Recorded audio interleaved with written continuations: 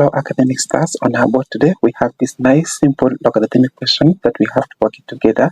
And please, you can also go ahead and pause the video, work it on your own, then you can compare your solution with our answer here. So let's go ahead and have a look at our question here. So firstly, we have to copy our question down here that says we have a logarithm to the base of 2 of x plus 1, and this is subtracted away. Logarithm to the base of 2 of 2 minus x, this gives us 3. How to simplify this question? You can see from here that we have two terms, and to combine these two terms, we can apply the subtraction rule of logarithm that says, maybe I can set it here, but if you have a logarithm of a certain number b and to the base of a, and subtract away a logarithm of c to the base of also a, since the bases are the same and you're subtracting, then we have to maintain to the same base a, and then we have to divide b by c. Now applying this rule here to combine this to one single term, therefore we'll have here logarithm to the base of 2,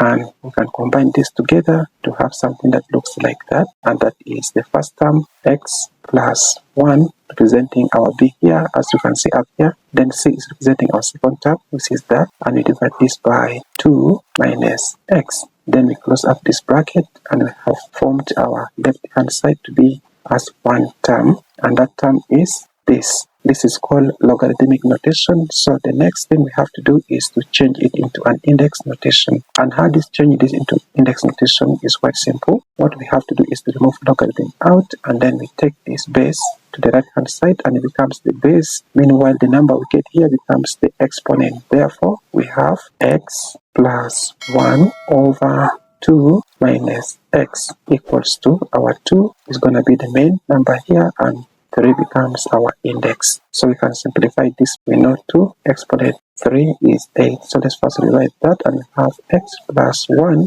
over 2 minus x is equals to 8. Then after here, we can now multiply this by the denominator here to get rid of our denominator, and we have here 2 minus x multiplying this side, and also 2 minus x multiplies the other side, and we cross out this body here. By that, in order for us to obtain a linear expression, and our expression here becomes x plus 1, and we can go ahead and have this bracket open. 8 times 2, we get 16, and 8 times x, we get 8x, but it's negative. Then here we can collect like terms, so we can bring this negative 8x to the right hand side. It changes to positive, so we have 8x, and we have 16 minus 1. Therefore, reducing the left hand side, we have here 9x, and from the right hand side it simplifies to 15. We can divide both sides of this expression by 9. Now the left hand side by 9, the right hand side by 9. Of course, this one cancels down to 1, and 1 times x is x, and this is equivalent to, reducing it by 3, we get 5 over 3. And that is the solution. But that is not all. We have to check out to see that this solution is valid. And there are two ways in which we can check out this solution being valid. If we substitute to the left hand side, it must be always greater than 0. Or the second one here is when you substitute this value of x in the left hand side, you must be able to obtain something similar like the right hand side. I think let's go ahead and do that. Now let's copy our left hand side here, and we say okay, our left hand side is the same as logarithm to the base of 2 of x plus 1, and we subtract away logarithm to the base of 2 of 2 minus x, and we already know that our x value is 5 over 3. Now let's move on. Remember, right hand side was 3. So we're struggling to find out 3 in this whole expression of the left hand side. So let's have logarithm to the base of 2 of our x. X is 5 over 3 plus 1. Then we subtract away logarithm to the base of 2 of our 2 minus 5 over 3. So let's go ahead and use a calculator to make it simple. So here we have 5 over 3.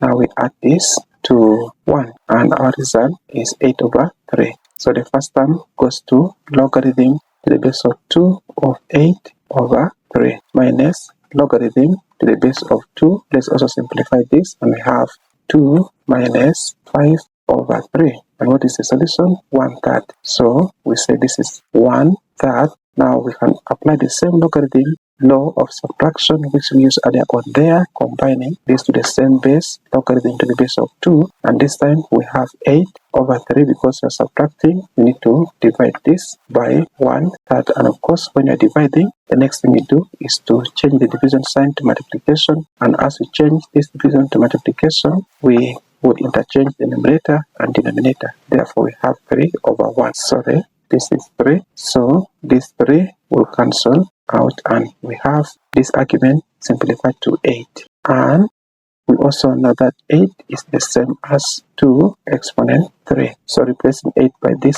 in exponent form, we'll have the logarithm of 2 to the power of 3 base 2. Now there's a logarithmic law that when you have an argument raised to a power, we can lower down this power. So we have here the 3 multiplies logarithm of 2 to the base of 2. And again, we have another rule of logarithm that when you have the base and the argument the same, it vanishes down to 1. Therefore, we have here 3 times 1. And 3 times 1 is 3. So remember, what we're working on here is the left-hand side. Therefore, since the left-hand side is equals to the right-hand side, then the solution x equals to 5 over 3. If you wish, you can simplify it in a mixed fraction where you have here 1 whole number and 2 over 3 is a valid solution for this logarithmic equation. Thank you for watching. After this time here, please support this channel by subscribing.